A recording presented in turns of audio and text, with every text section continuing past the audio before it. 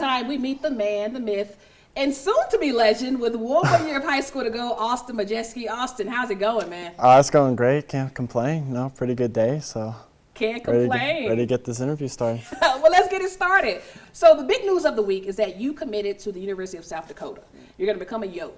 You picked that over Wyoming, Kentucky. What was it about South Dakota that spoke to you? Just Coach Davis. I absolutely loved him as a person. I was at the car after the K-State camp, and he called me. He's like, I was thinking to myself, why wait offering you and all that? I really like what I saw. I think you're a great athlete and all that, so he decided to offer me early. I was just thinking to myself, why wait on committing for them, because they didn't wait to offer on me. So I was like, he's really just gave me a chance and everything, and he truly believes in me and believes that I could get on the field for at least 3 years. So I figured, why not become a Yote? Absolutely. Well, now you have your whole senior year to look forward to, and the commitment, the recruitment, all that's in the back all out of the way. How important was that to just get that out of the way so that you can focus on your senior season? Oh, it was huge, because me and my dad, especially him mostly, he's been really stressing about this, greatly. So I was just trying to figure out a home for me, and then now that it's all out the way, my coaches are really happy about it. They're happy that I'm able to focus now. So, yeah, I think it's great. Absolutely. So you're going to South Dakota. Another big name is going to South Dakota from Colorado. Mikey Munn, the fastest man in Colorado. He's going to be on defense, though. But did he kind of help with that decision, or was it just you on your own? A little bit. I knew he was going to South Dakota and all that, but just he DM'd me and everything on Twitter. So just getting to talk to him, get to know him a little more, because I met him earlier in the year over at 9 News before. So just getting to talk to him a little bit more was really cool. Absolutely. All right, so let's talk about some of your accolades. Gatorade Player of the Year. You got some pretty big names on players who have gone on to just have great careers. How did it feel when you found that you won Gatorade Player of the Year over the many great quarterbacks and just overall football players in Colorado?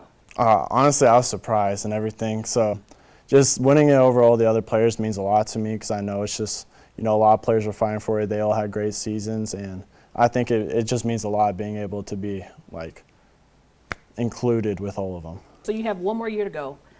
You started as a sophomore, you started as a junior, and now you have your big senior season. One thing Mountain Vista hasn't been able to do is to get to the state title game. Not just win it, but to get to the state title game. Is that driving your senior year now, that focus, now that you've already committed and got that out the way? Oh, yeah, for sure. Every single practice when we ended off, Coach Ortega, one of our coaches, always asks us, what are our goals this year? And every single person in our entire team is always saying state, because every single year we've been progressively getting further throughout the playoffs. And this year, since we've been playing, most of us since our freshman year, it's kind of our last year to do it. So we're all thinking, it's our last year to do it, we better do it. So I asked, you to send me your favorite play, because as a quarterback, you obviously have to have the intelligence. For sure. And as one of the most intelligent players in Colorado, the numbers say it themselves. I got you to send me this play, and I want you to tell me what about this play that you like. Okay, freeze frame. What I'm saying from play already is spread formation, quarterback's dream. Trips left, and you got your 2 receivers on the right. Talk to me about why you chose this play in particular, and what do you see from your vision behind center? So what I like about it in particular is I've made a little better throws in the past, but what I really like about this play is that it was about 3rd and 15, so it's critical conversion right here. And the play we ran that we originally had called, I didn't really like at all, because I was thinking about it. I'm like, it's just not going to work based on their defense. So I actually changed the play to Husky, which is just 4 verts over on the left side. And I have number 3 receiver right here. His name's Shapri. Me and him have pretty good connection, I like to say. So I knew he was seeing what I was seeing. So I was looking at the middle of the field here. Safeties are going to split here, and I knew he was going to take the middle there. And we ended up scoring on it, which was pretty huge. Okay, Austyn, you are on track to have a record-breaking season, coming off of a 3,600-yard season. With all of the lights, cameras, action, you're the Gatorade Player of the Year, the targets on your back. Just how do you find that space, and do you feel the pressure? How do you find that peace before games, before you perform, and do you feel the pressure each night you step onto that field? There's a little bit of sense of pressure, but really what takes it away is just, I'm playing with all my friends. So basically, I know if I have myself a bad night that someone else is going to pick me up and someone else is going to take away my slack and all that.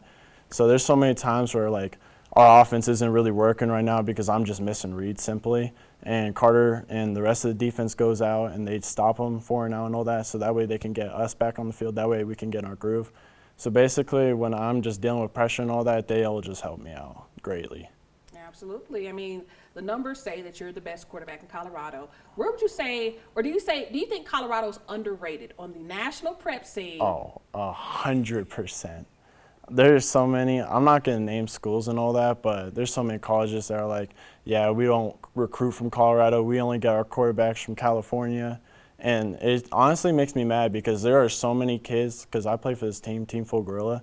There are so many kids on that team should have so many D1 offers, but none of them are getting looked at mainly because we're the flyover state. Wow, flyover state. That's the first time I heard that one. Well, yeah, we're called the flyover state. You're proving single-handedly that Colorado has some talent. Oh, for sure. I appreciate you coming out to the prep rally, man. I appreciate you inviting me. Absolutely. We wish you a great senior season and hopefully a record-breaking senior season so that you come right back here. Thank you. I appreciate it.